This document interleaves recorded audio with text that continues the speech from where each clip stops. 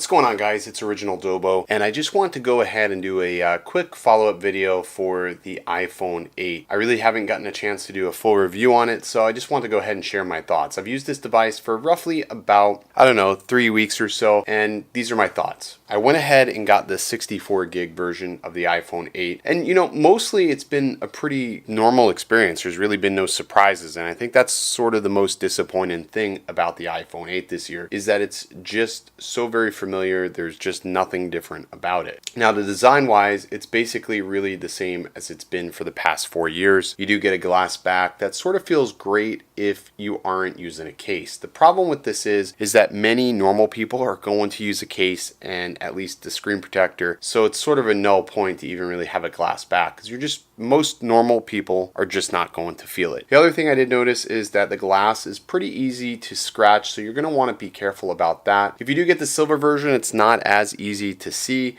but it does still happen. Definitely recommend a skin at the very least if you're not going to put a case on it and you like that thin feeling. The phone does weigh a little bit more, but that's to be expected with the new construction, and overall, it feels pretty premium, but again, just a very boring aesthetic to say the least. Fingerprint scanner is just as fast as it was in previous years, which is great. Performance wise, it's been fairly good. I did notice some slowdowns here and there, so I'm going to see if I can get it to do the stutter. It's weird when it does it, but I'll be in maybe my camera, leave the camera, and I'll go into YouTube, go out of YouTube, go to Twitter, get out of Twitter, lock it, and usually it'll drop frames like between here and here, or at the very least, when you're switching applications, you'll see some frame rate drops. Other than that, the device has been very smooth. The camera has been incredibly fast, and it's probably one of my most favorite cameras of any smartphone to date as of right now. I've gotten a lot of great shots, so I'm going to go ahead and throw up on the screen here some of the shots that I was able to take with this camera. So we went to Epcot over the weekend. I was able to go ahead and take some shots, and this was the first shot that we took, and it was of the Epcot ball. And you can see the sun was right behind it, and it perfectly exposed the clouds and the sky. You can see the nice rich blue contrast of the sky mixed with the clouds. It does take some warmer photos, but that's okay.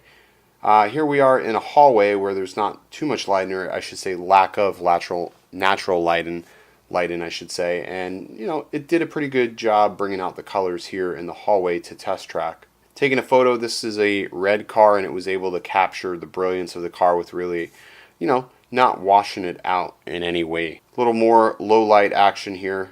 Did a pretty good job here. This is a pretty low area, not a lot of light, and I think it did a good job. And again, right here, another nice job with not a lot of light, and it was able to take some pretty clear, crisp photos. We got some skulls, and then you can see some motion blur just beneath that. And then I went ahead and I took this shot, and it's probably the most reckless shot I've taken, but I took this shot as I was driving home, and it was just of the sunset, doing about 65. I just thought the whole shot was just stunning. You can see it's captured the sunset, the clouds perfectly, the landscape, a little bit of motion blur, but overall an incredible shot. I posted that on Instagram, and I think it did a pretty good job of that, and it captures images really fast. So for me, the camera is really a big upsell for me as far as the iPhone 8 is concerned.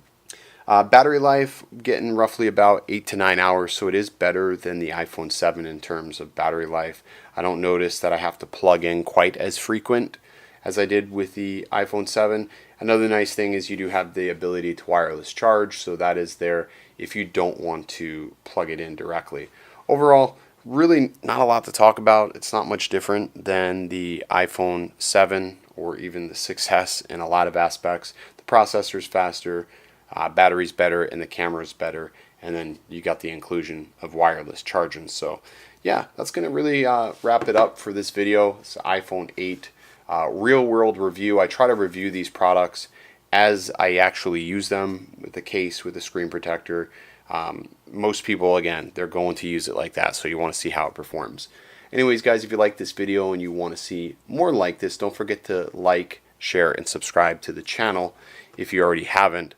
As always, stay original. We'll catch you next time.